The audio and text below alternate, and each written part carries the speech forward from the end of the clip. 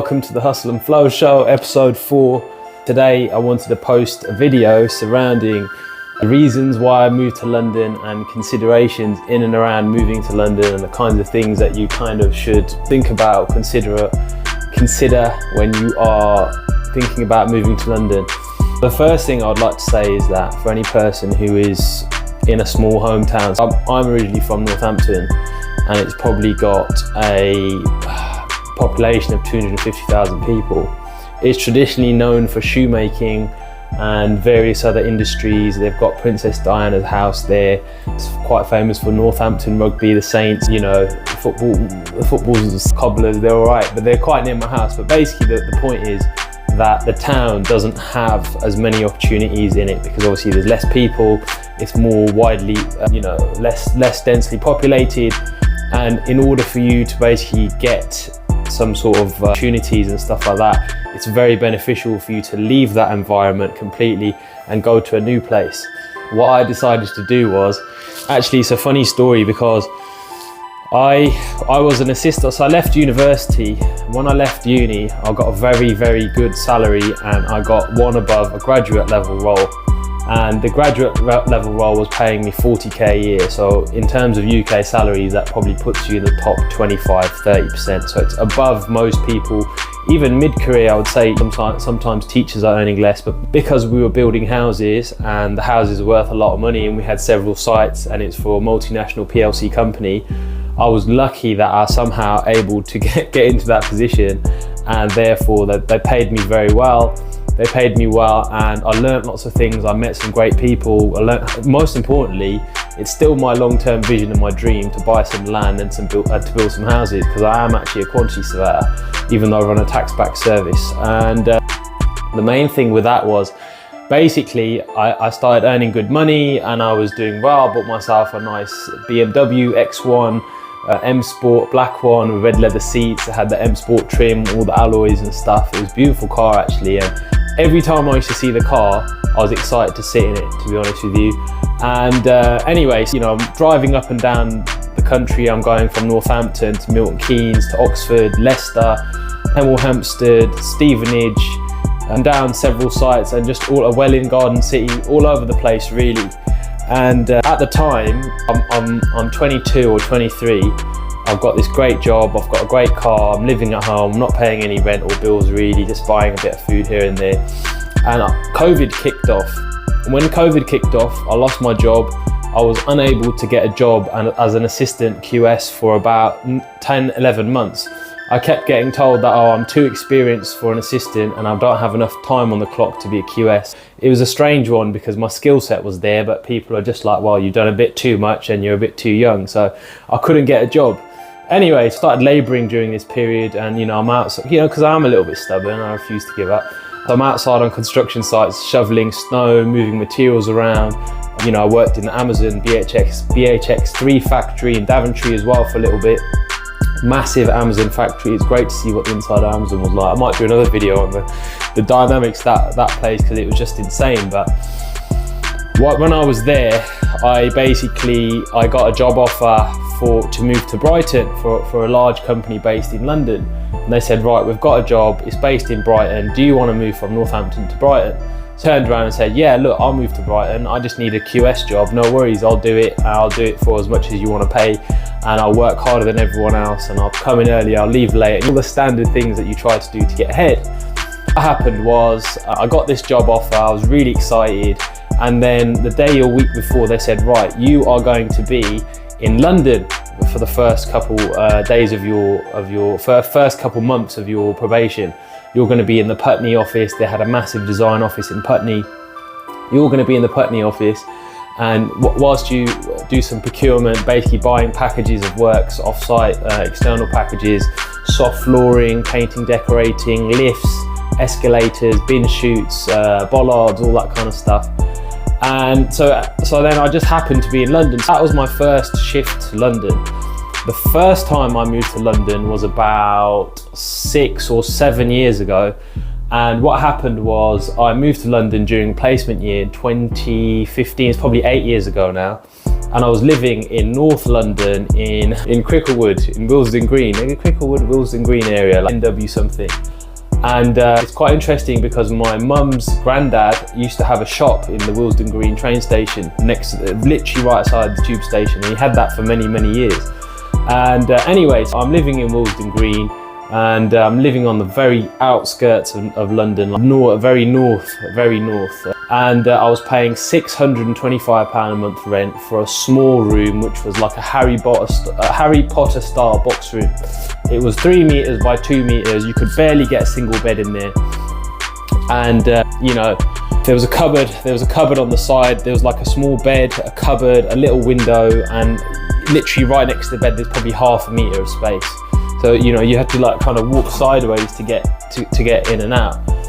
And that was my first experience in London. I was on 18k. I was not earning enough money for it to be useful. I really hated living here. I never went out nowhere. I had 1 or 2 friends that would come to visit. I probably met a few women that summer, thank God. But you know, in general, there was nothing really going on, right? And I came to the realization that, okay, London is not for me. It's too expensive. I can't enjoy it. I think it's overhyped, so I left it. So now let's go fast forward back to 2021, end of 2020, 2021. And I got this job offer in Brighton. I started working in Putney, and then 3 days before they said, right, you need to come to the Putney office. So I'm scrambling around. I look for hotels on booking.com, and I find a very cheap OYO hotel somewhere I've never been, and I drive my car up to London. I park there for a couple of days and I go into the office. And so that was my first introduction to London. Then what happened was, I'm working in London and I'm working every hour that God sends. I wanted to show this company that, you know, I'm hungry, I'm driven, I'm passionate, I'm gonna do everything I can. I'm going in early, I'm staying late. And one of the project managers who worked there, I love to tell this story. I wanted to tell this all my life. I couldn't wait to say it. One of the project managers who worked there, he fancied one of the design managers, and he would get jealous when this design manager would talk to other people.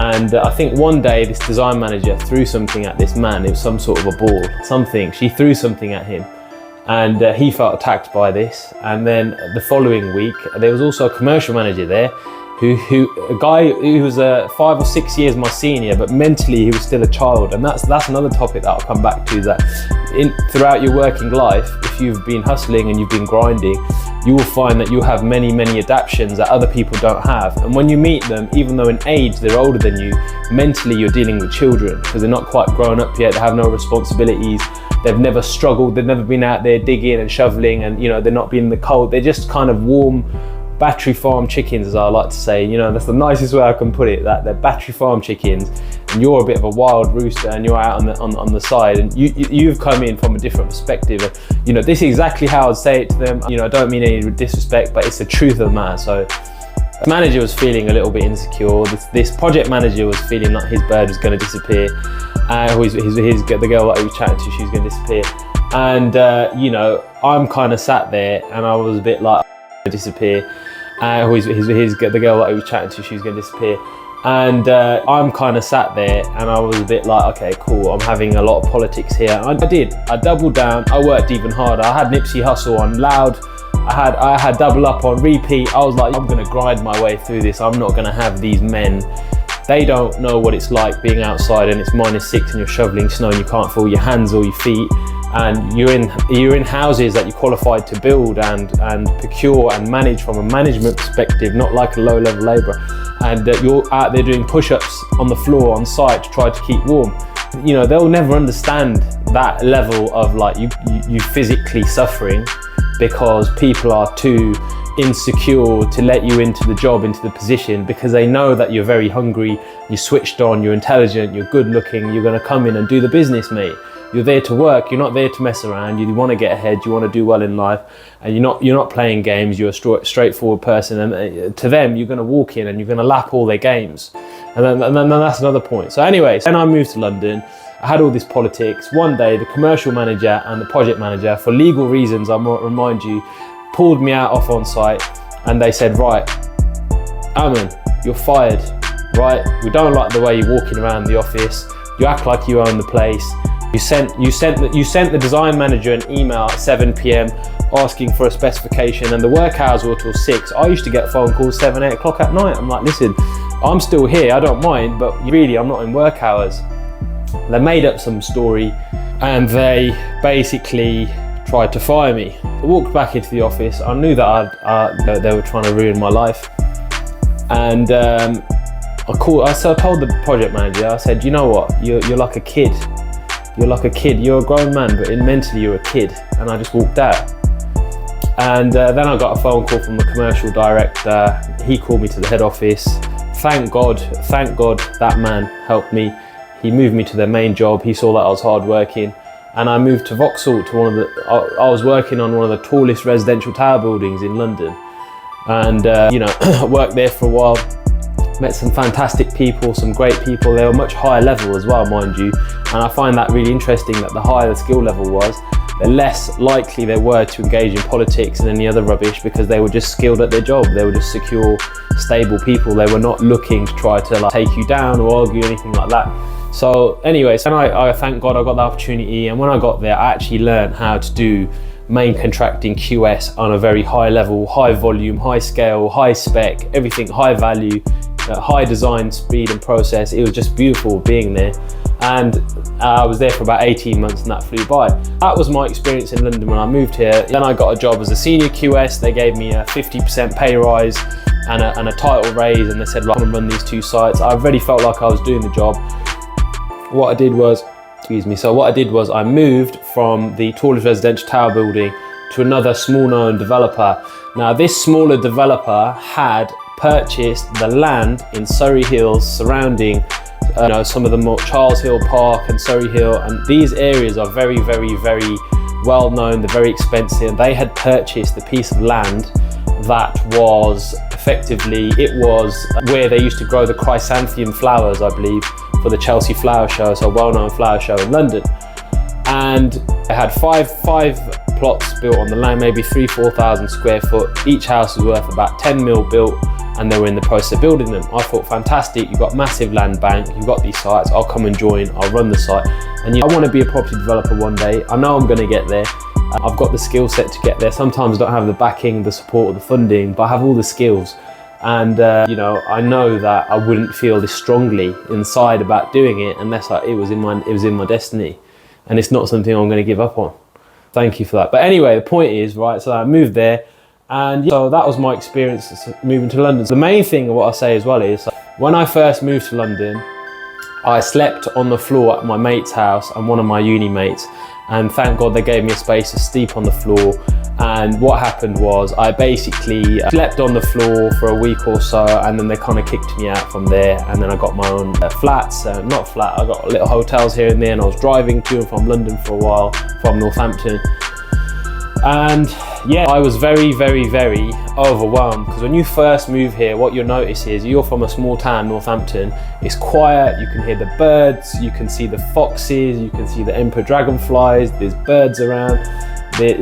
People are a bit more polite and friendly. Yeah, good morning sir, how are you, and all that. And in London, it's just speed. Everything is just go, go, go all the time. You've got buses, you've got mopeds, you've got cyclists, you've got pedestrians, runners, people walking their dogs. The light's always flashing, it's always pinging, it's always going.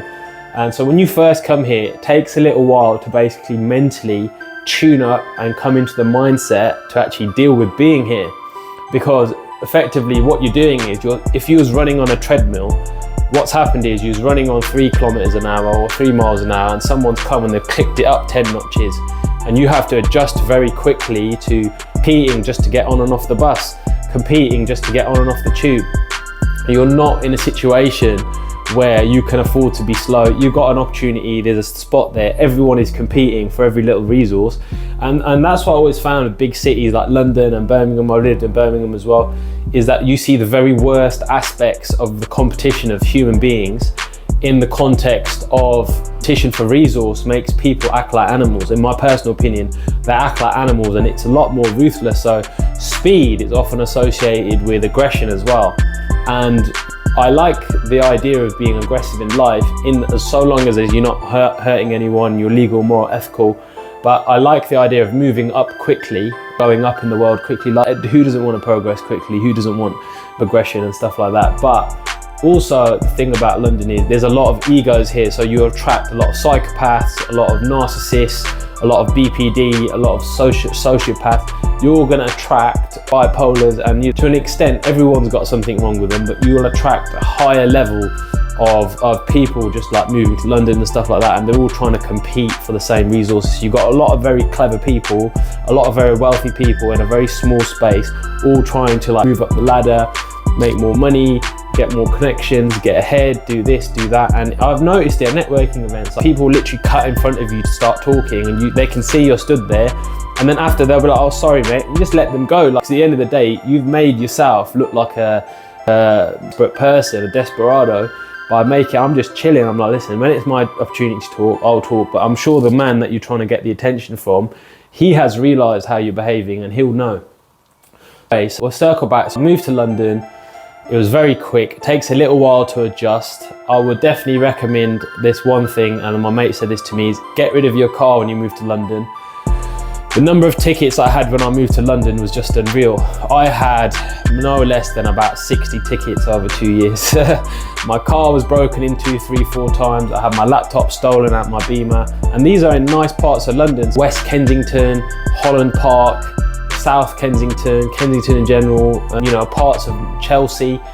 Crime rates are quite high because people know that if I target this area, I'm likely to get more out of it. Yeah, so that was another one. Get rid of the car, get public transport. You'll save money on fuel, tickets, parking. You'll save the stress of driving. It's very stressful driving in London, especially at peak times. It's not fun at all. The tubes will take you literally everywhere, unless you are south of London and you are more like the train side, then you have to be more conscious of the travel. But as long as you're north of the river, even though it's technically west and south, as long as you're north